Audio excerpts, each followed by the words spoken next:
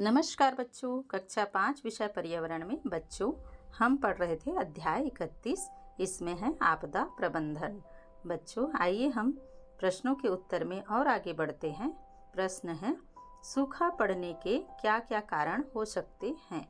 इसका उत्तर होगा बच्चों, ज़्यादातर सूखा उन स्थानों पर पड़ता है जहाँ जल के प्राकृतिक स्रोत कम होते हैं।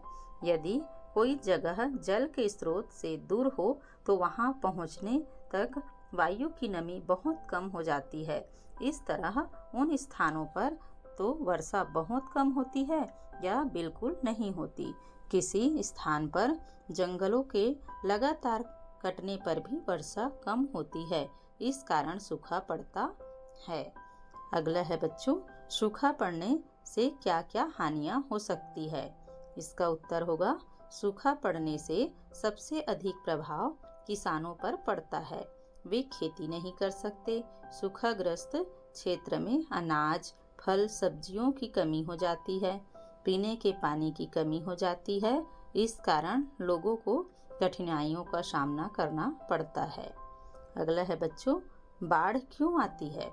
इसका उत्तर होगा, बाढ़ आने के अनेक कारण हैं। यदि किसी क्षेत्र में भारी वर्षा होती है तब वहां नदियों में पानी की मात्रा बढ़ जाती है, जिससे नदियों का जल आसपास के क्षेत्रों में फैल जाता है। अगला है, कभी कभी भारी वर्षा से नदियों पर बने बांध के टूटने से भी बाढ़ आ जाती है। अगला है बच्चों, तीसरा नंबर, तटीय भागों में वायु के दबाव में परिवर्तन होता है। इस परिवर्तन के कारण समुद्र में तूफान आते हैं और तटीय भागों में बाढ़ आ जाती है। तो बच्चों इस तरह से बाढ़ क्यों आती है इसके बारे में हमने जाना। सूखा पड़ने से क्या हानियां होती है इसे भी हमने समझ लिए हैं।